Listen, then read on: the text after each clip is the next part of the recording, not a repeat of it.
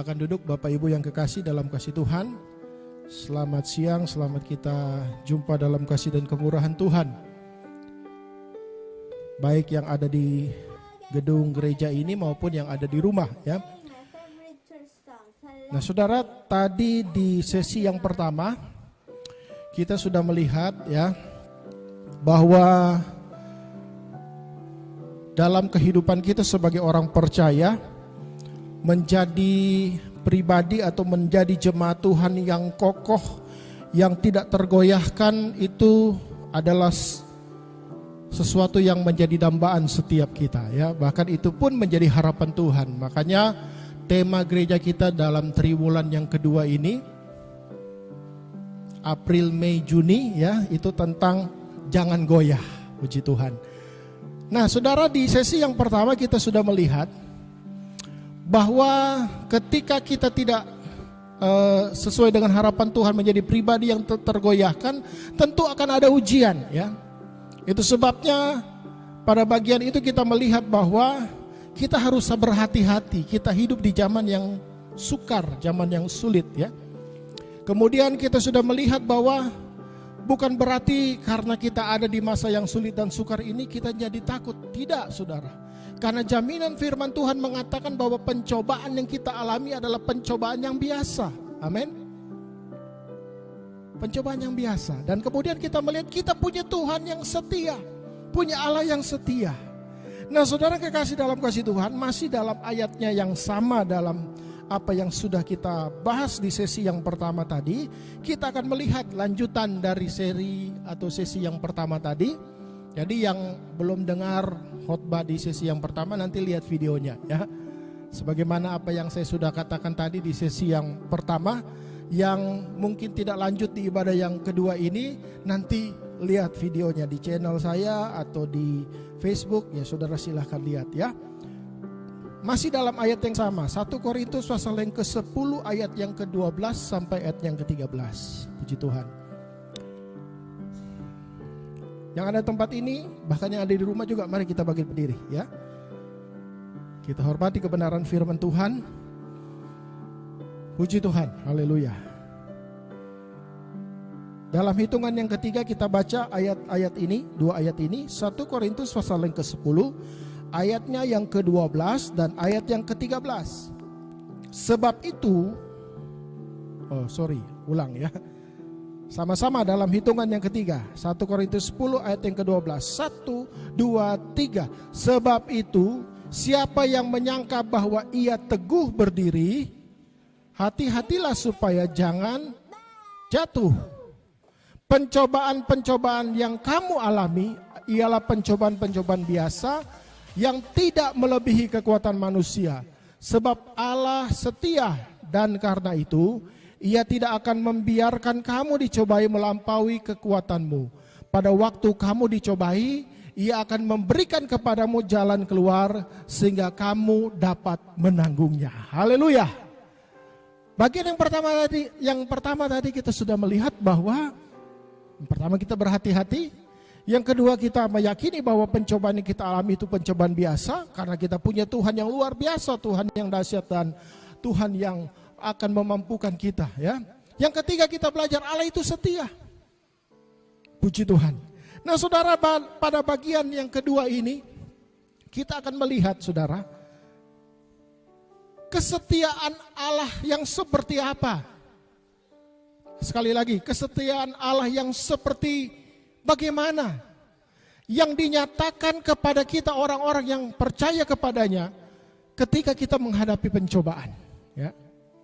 Kesetiaan yang seperti apa saudara, yang Tuhan ingin nyatakan dalam kehidupan kita ketika kita menghadapi cobaan. Jadi tema utama dalam sesi pertama dan yang kedua ini, dicobai namun tak tergoyahkan. Dicobai tapi tidak tergoyahkan. Puji Tuhan. Kita mau belajar akan hal itu saudara. Ya, Allah kita Allah yang setia, katakan amin. Puji Tuhan. 1 Korintus pasal yang pertama ayatnya yang ke-9.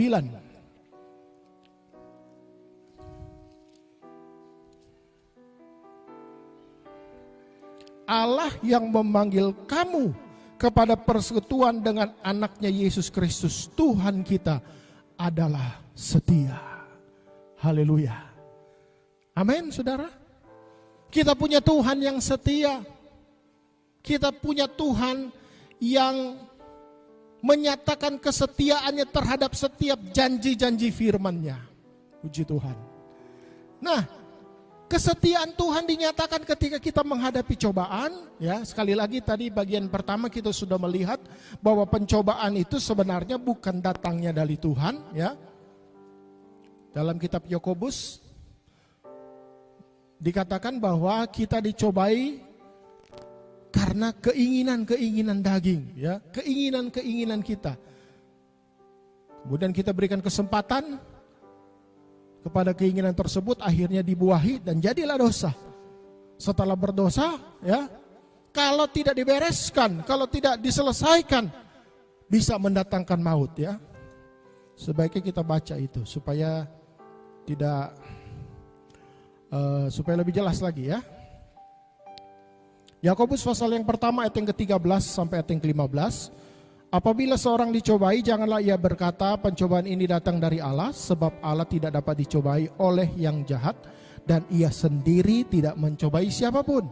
Tetapi tiap-tiap orang dicobai oleh keinginannya sendiri. Perhatikan itu, kalimat itu, ya. Karena ia diseret dan dipikat olehnya. Dan apabila keinginan itu telah dibuahi, ia melahirkan dosa. Dan apabila dosa itu sudah matang, ia melahirkan maut. Saudara, ingat, ya. Kalau tidak diselesaikan, tidak berbalik, tidak bertobat, bisa mendatangkan maut. Haleluya. Itu sebabnya penting untuk kita memahami akan persoalan ini, saudara. Nah, saudara kasih dalam kasih Tuhan, kembali kepada apa yang kita lihat, ya. Kita masih bicara tentang kesetiaan Allah terhadap orang-orang yang mengasihinya ketika dicobai. Yang pertama kita lihat, saudara, bahwa di dalam ayatnya yang tadi sudah kita baca, ayat yang ke-13, ya. Sebab Allah setia dan karena itu ia tidak akan membiarkan kamu dicobai melampaui kekuatanmu. Haleluya. Yang pertama, kesetiaan Allah dinyatakan ketika manusia atau ketika kita sedang menghadapi pencobaan. Yang pertama kita melihat, saudara, ada batas, ada limit pencobaan yang diluaskan kepada kita. Katakan amin. Ada batasan.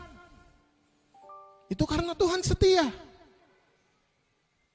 Tuhan membatasi ketika kita diluaskan, dicobai. Ya, sekali lagi Tuhan tidak mencobai, tetapi Dia punya kuasa untuk meluaskan. Makanya kita melihat satu kisah dalam kitab Ayub. Kalau bicara tentang pencobaan, tidak ada contoh yang paling afdol, ya, yang paling mantap kalau kita tidak membahas tentang Ayub. Ayub pasal yang pertama, ayatnya yang ke-9. Lalu jawab iblis kepada Tuhan, apakah dengan tidak mendapat apa-apa Ayub takut akan Allah? Bukankah engkau, ayat ke-10, bukanlah engkau yang membuat pagar sekeliling dia dan rumahnya serta segala yang dimilikinya. Haleluya. Saudara lihat yang pertama, ya, pada poin ini ada pagar kepada Ayub, keluarganya, bahkan segala harta yang dimilikinya. Saudara, apa yang kita hasilkan lewat jerih lelah kita dalam pekerjaan kita, itu semua karena berkat Tuhan. Amin. Bahkan kita diingatkan, kalau bukan Tuhan yang jaga dan pelihara, bisa saja habis, bisa saja hilang, saudara. Dan ayat ini menegaskan kepada kita, bukan hanya kita, bukan hanya keluarga, tetapi Ada pagar yang Tuhan berikan bagi apa yang kita kerjakan, apa yang kita hasilkan, segala yang dimilikinya, kata firman Tuhan. Ayatnya yang selanjutnya, tetapi ulurkanlah tanganmu. Maksudnya Tuhan kasih akseslah kepada iblis, ya. Dan jamalah segala yang dipunyainya, ia pasti mengutuki engkau di hadapanmu. Ayat yang ke-12, maka firman Tuhan kepada iblis, nah, segala yang dipunyainya ada dalam kuasamu. Ini ACC dari Tuhan, ya sudah. Silakan iblis. Sekali lagi bukan dari Tuhan, tetapi Tuhan meluaskan iblis untuk menggocok Ayub. Hanya, lanjut dalam ayat itu, janganlah engkau mengulurkan tanganmu terhadap dirinya. Haleluya. Bagian selanjutnya juga ada seperti itu, saudara, ya. Saudara, ayat ini memberi penegasan kepada kita bahwa Tuhan itu yang punya akses untuk kasih kadar pencobaan itu seperti bagaimana, ya. Levelnya seperti bagaimana. Matius pasal yang ke-7 ayat 24 dan seterusnya. Orang yang mendengar dan melakukan firman Tuhan itu pun dicobai. Haleluya. Ada yang hujan, kemudian banjir, dan yang terakhir badai. Ada tingkatan-tingkatannya, saudara. Hujan rinte-rinte, oh ini masih level 1 lah. Kemudian naik level lagi. Tuhan yang kasih akses, ya. Kalau anak-anak muda yang hobi main game, ya, dorang biasanya bukan cuma level player biasa. Ada istilah, oh pro dia, pro player. Wah, kalau sudah semakin tinggi levelnya, wah sudah semakin jago, sudah. Bukan semakin jago dalam artian apa, tapi ketika kedewasaan rohani kita semakin meningkat di dalam Tuhan, makanya jangan heran akan ada ujian, akan ada pencobaan yang Tuhan luaskan. Tetapi pada bagian ini kita memahami bahwa kalau bukan Tuhan yang memberi akses kepada iblis, tidak mungkin Ayub dicobai. Tuhan yang mengatur level itu, saudara. Ya.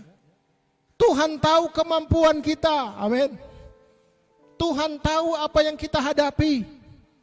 Itu sebabnya tidak usah takut, tidak usah kita merasa bahwa Tuhan, ini sudah di luar kemampuan saya. Tidak. Kalau selagi engkau hadapi itu, selagi saudara ada dalam pergumulan itu di luar, itu artinya maksud saya, itu Tuhan tahu. Tuhan masih kontrol, saudara. Haleluya. Ada batas limit dari pencobaan yang diluaskan kepada kita, dan kita bersyukur akan hal itu, ya. Jadi tidak ada yang bilang begini, Tuhan, ini rasanya pencobaan ini cuma saya yang alami, orang lain tidak pernah alami ini. Siapa bilang? Tuhan tahu, saudara. Tuhan tahu. Ada limit. Itu karena Tuhan setia. Haleluya. Tuhan setia dalam hidup kita. Itu yang pertama, saudara. Haleluya. Yang berikutnya, bicara tentang kesetiaan Tuhan. Dalam ayatnya yang tadi, tetap kita akan melihat. Ayat yang ke-13, 1 Korintus pasal 10 ayat yang ke-13. Tadi di bagian pertama kita sudah lihat, ya, konteks ayat ini tentang Israel, tentang contoh dalam perjanjian lama. Nah, saudara, pada bagian yang berikutnya ayat yang ke-13, sebab Allah setia dan karena itu ia tidak membiarkan kamu dicobai melampaui kekuatanmu. Pada waktu kamu dicobai, ia akan memberikan kepadamu jalan keluar. Haleluya. Yang pertama tadi ada batas limit, ya, tentang pencobaan yang diluaskan kepada kita. Yang kedua, saudara, ketika kita alami pencobaan, kita bersyukur kepada Tuhan. Karena kenapa? Tuhan bukan saja meluaskan dan memberi batasan limit yang terjadi dalam kehidupan kita, tetapi Tuhan juga memberikan jalan. Haleluya. Tuhan beri solusi. Tuhan beri jalan keluar untuk setiap pencobaan yang kita alami, saudara. Dialah jalan itu sendiri. Yesuslah jalan kebenaran. Dialah jalan itu, saudara. Luar biasa. Bahkan Yesus pernah berkata dalam Matius pasal 11 ayat yang ke-28, marilah kepadaku semua yang letih lesu dan berbeban berat, aku akan memberi kelegaan kepadamu.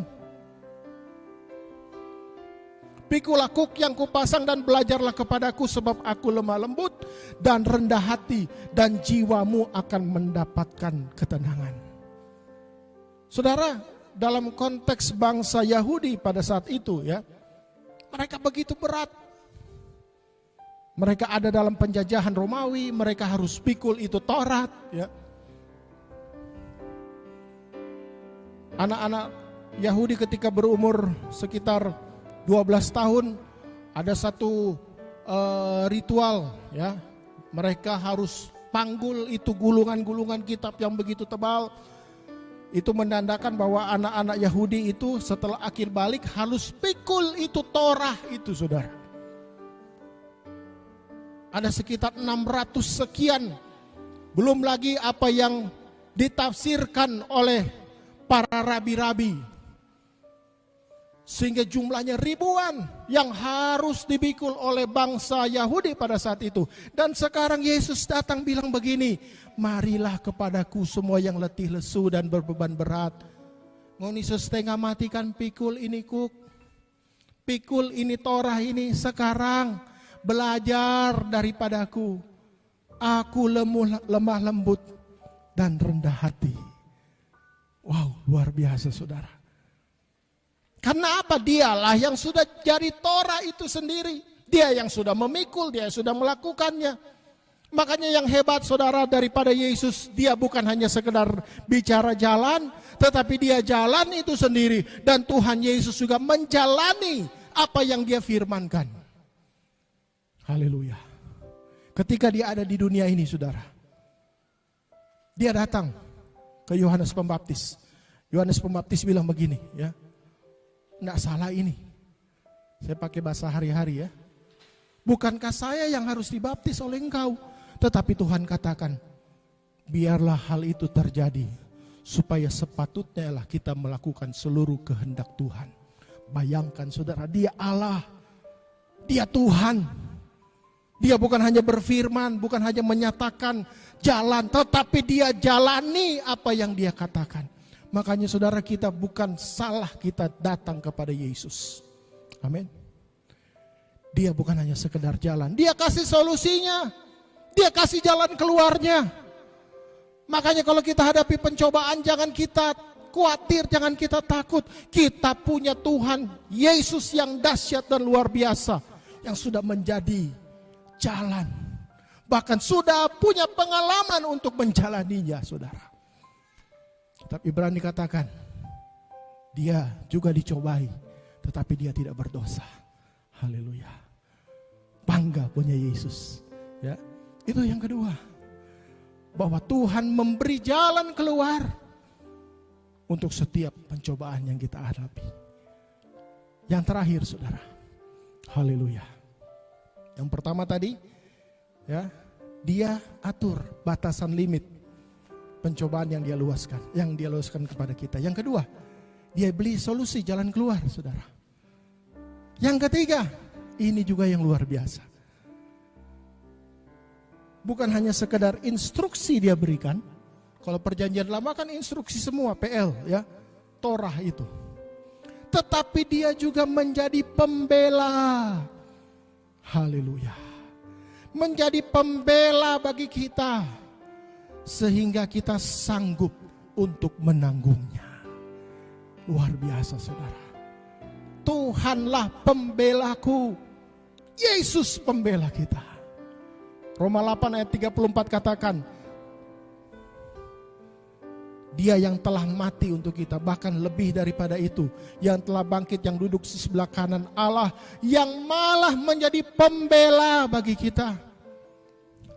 Ayat-ayat sebelumnya katakan, sebab itu apakah yang kita akan katakan tentang semuanya itu? Jika Allah di pihak kita, siapa yang akan dapat melawan kita?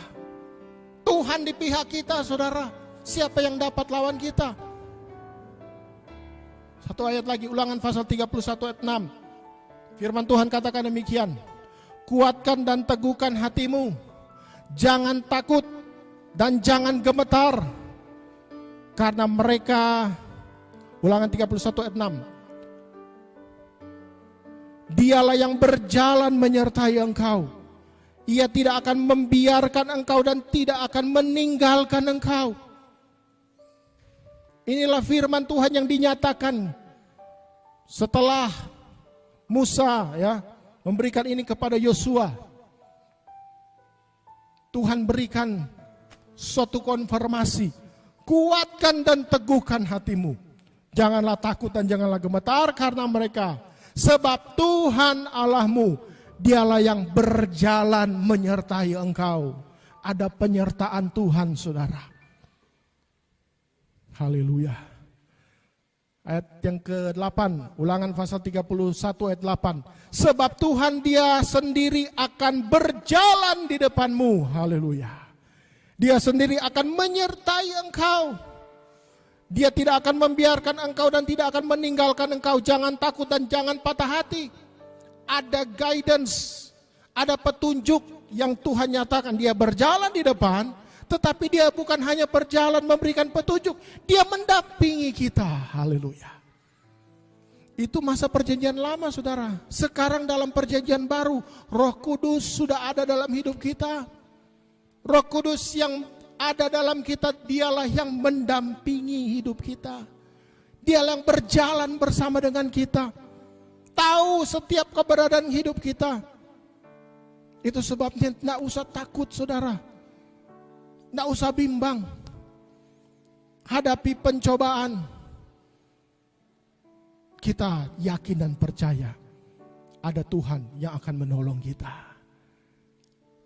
Lewati cobaan, ku tetap percaya waktu Tuhan pasti yang terbaik.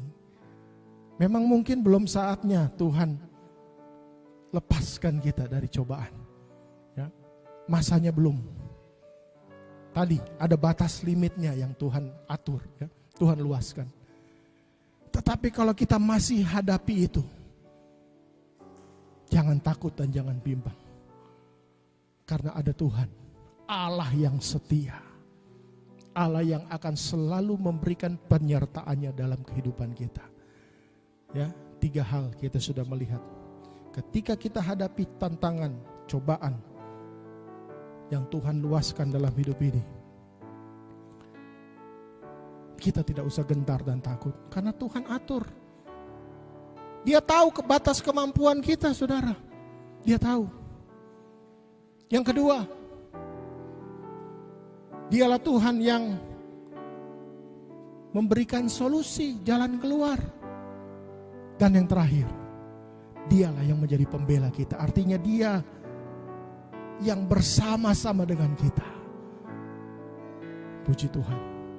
Sebagai ayat yang terakhir, Filipi pasal 4 ayatnya yang ke-13. Karena kita punya Tuhan yang setia, kita punya Allah yang setia, kita dengan berani berkata, segala perkara dapat kutanggung di dalam Dia yang memberi kekuatan kepadaku. Inilah pribadi yang tidak tergoyahkan, saudara. Dicobai, tetapi tidak tergoyahkan. Masa-masa ini memang masa-masa yang sulit dan sukar, tetapi jangan takut. Kita dapat berkata sebagaimana Paulus katakan kepada jemaat yang ada di Filipi, segala perkara dapat kutanggung di dalam Dia yang memberi kekuatan kepadaku.